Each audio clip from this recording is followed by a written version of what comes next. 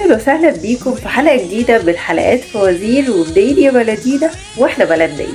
والمطلوب تقولوا لنا اسم المحافظة اللي احنا بنتكلم عنها. محافظة النهاردة هي احدى المحافظات الاربعة اللي مكونة اقليم الصعيد، واللي بتقع في نص المسافة ما بين القاهرة واسوان. مساحة محافظتنا حوالي 11022 كيلو متر مربع، يعني تقريبا 2% من مساحة جمهورية مصر العربية، موزعة على 12 مركز، 12 مدينة، 3 أحياء و51 قرية.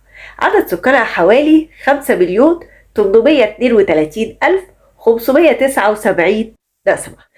محافظتنا كانت شاهد عيان على الكثير والكثير من الأحداث التاريخية اللي مرت عليها، فهي بدأت من عصر ما قبل الأسرات واستمرت طوال العصور المصرية القديمة والعصر اليوناني والعصر الروماني. مستعمرات المحاسنة اللي موجودة في محافظتنا هي أكبر دليل على استقرار الإنسان على هذه البقعة الأرضية في عصور ما قبل التاريخ. أما بقى في عصر الأسرات فكان لمحافظتنا دور كبير، وده لأن لبينا أو نارمر كما يقول عليه التاريخ حكم مصر بعد توحيد القطرين من منطقة أبيدوس اللي موجودة في أرض محافظة. واستمرت محافظتنا عاصمة لمصر في عهد ملوك الأسرة الأولى والثانية، ولأن الملك مينا مؤسس أول دولة موحدة في العالم القديم سنة 4300 قبل الميلاد هو إحدى أبناء محافظتنا، فكان من الطبيعي إن يكون شعار محافظتنا صورة للملك مينا.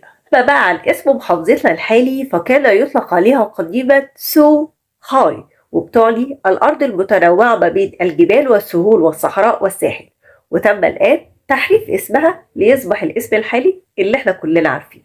وأثناء حكم العثمانيين لمصر تحولت المنطقة اللي بتوجد فيها محافظتنا إلى ولاية خاصة سميت بولاية الصعيد أو ولاية جرجي، وأعتقد كده أنا قلت لكم الحل. أما بقى في عهد محمد علي باشا وتقسم مصر إلى مديريات فتحولت ولاية الصعيد أو ولاية جرجي إلى مديرية جرجي، واستمرت محتفظة بالاسم ده حتى بعد انتقال المديرية إلى مقر عاصمة محافظتنا اللي بتحمل نفس الاسم.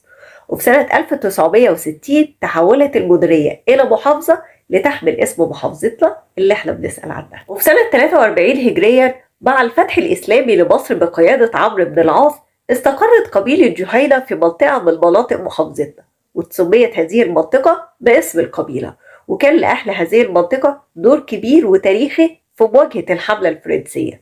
وكمان عمدتها عبد الله بهادر كان ليه دور كبير في مساندة أحمد عرابي ومقاومته ضد الإنجليز. بتحتفل محافظتنا يوم 10 إبريل من كل عام بالعيد القومي بتاعها، وده تخليد لذكرى تصدي أبناء محافظتنا للجيش الفرنسي في حملته الشهيرة اللي جت على مصر، ودارت ما بينهم العديد من المعارك في مراكز وقرى محافظتنا، واللي بينت وأظهرت كفاح الشعب المصري ومعدنه. أما بقى من أهم المعالم السياحية اللي موجودة في محافظتنا المدينة المقدسة أبيدوس، مركز الحج عند المصري القديم، والمدينة اللي حكم منها مينا مصر بعد توحيد القدس. كمان من أهم المعالم السياحية اللي موجودة فيها معبد سيتي الأول اللي تم اكتشافه سنة 1859، واللي وجد فيه لوحة منقوش عليها أسماء ملوك مصر منذ مينا وحتى سيتي الأول. مصر في أرضها على كتاب الموتى، إحدى الكتب الدينية المقدسة لدى المصري القديم، ده بالإضافة إلى معبد الآزوريين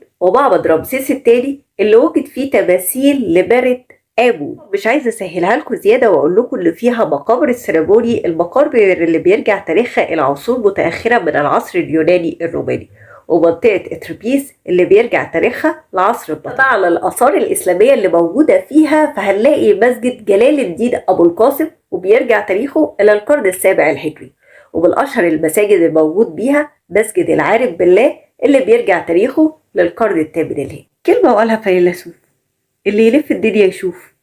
يا ترى كنا فين النهارده؟